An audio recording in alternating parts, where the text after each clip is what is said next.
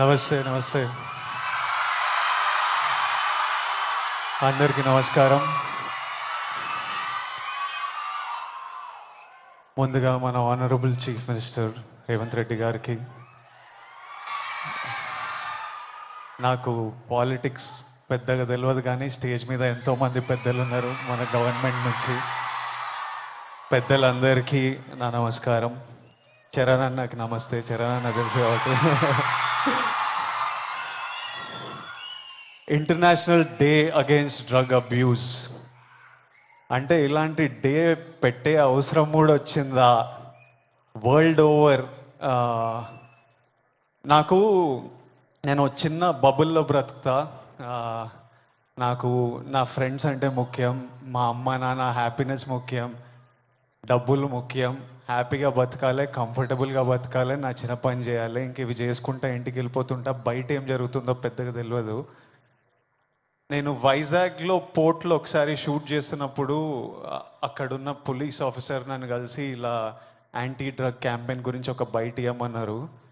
Out of respect ఇచ్చినా కానీ ఇది ప్రాబ్లం, మా 100 ప్రాబ్లం ఉన్నప్పుడు దీనికి బయట ఏంటి అనుకున్నా.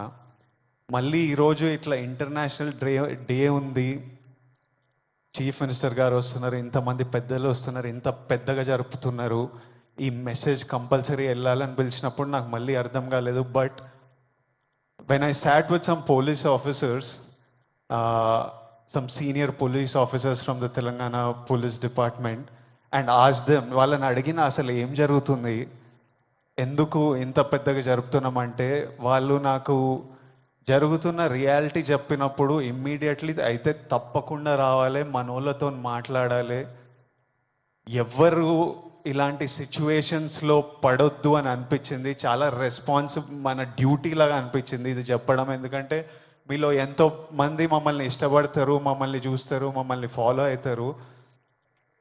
మనకి మన హెల్త్ ముఖ్యం. మనమంతా హ్యాపీగా హెల్తీగా ఉండాలి కదా. హెల్త్ లేకపోతే ఏం చేయలేము లైఫ్లో. మనం హెల్తీగా ఉండాలి, మన అమ్మ నాన్న గర్వంగా ఉండాలి, హ్యాపీగా ఉండాలి, అది ముఖ్యం కదా. Yes or no? డబ్బులు ముఖ్యం. డబ్బులు ఉంటే కంఫర్ట్ ఉంటుంది. ఎవడేమన్నా నేను చెప్తున్నా, నేను డబ్బులు లేని లైఫ్ చూసినా, డబ్బులున్న లైఫ్ చేసినా, success and money will always give you comfort. ఇవి ముఖ్యము. ఈ మూడు మనకి హెల్త్ ఏదైనా ఇవ్వకపోతే, సక్సెస్ మనీ ఏదైనా ఇవ్వకపోతే, రెస్పెక్ట్ ఏదైనా ఇవ్వకపోతే దాంట్లో దిగడమే వేస్ట్. అది పెద్ద టైం వేస్ట్ పని. అది డ్రగ్స్ అనేది, why I'm talking to the youth, I think it's very important. 30 years వరకు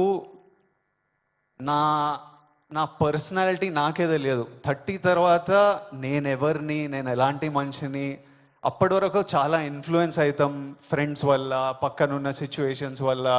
రకరకాల సిచ్యువేషన్స్ అరౌండ్ అస్ మనని ఇన్ఫ్లుయెన్స్ చేస్తాయి.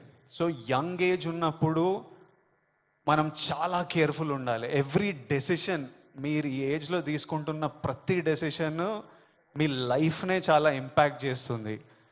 అండ్ నాకు ఈ పోలీస్ ఆఫీసర్స్ ఏమన్నారంటే, it is even organised by countries out side India. ఎందుకంటే ఇండియాలో యంగ్ పాపులేషన్ ఇస్ హ్యూజ్. మన యూత్, మన కంట్రీ, మన స్టేట్ పవర్, మన కంట్రీ పవర్, మన యూత్. ఒక కంట్రీని డిస్ట్రాయ్ చేయాలంటే ఏం చేయొచ్చు? వార్ చేయొచ్చు, టెర్రరిజం చేయొచ్చు. ఇంకో ఈజీ థింగ్ ఏంటంటే యూత్ని పాడలేపితే. So we're seeing even in the book, నాకు ఇప్పుడే ఒక బుక్ ఇచ్చారు, ఆ బుక్లో కూడా నార్కోటిక్స్ టెర్రరిజం అని ఒక సబ్జెక్ట్ ఉంది, ఒక పారాగ్రాఫ్ ఉంది. Where countries that want to see India not progress, easiest way. ఇప్పుడు మనం చూస్తున్నాం అమెరికా ఎంత ఎఫెక్ట్ అయింది, అంతా కొంచెం పిచ్చిగా ఉంటున్నారు వాళ్ళు. ఎందుకంటే easily you infiltrate drugs in to a system.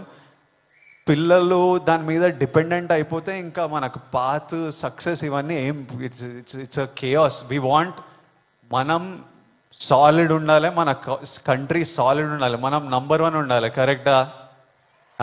India number 1 ఉండాలంటే మనం వీటిని మన దేశం దగ్గర, మన ఫ్రెండ్స్ దగ్గర, మన ఫ్యామిలీ దగ్గర ఎక్కడ రానియకూడదు.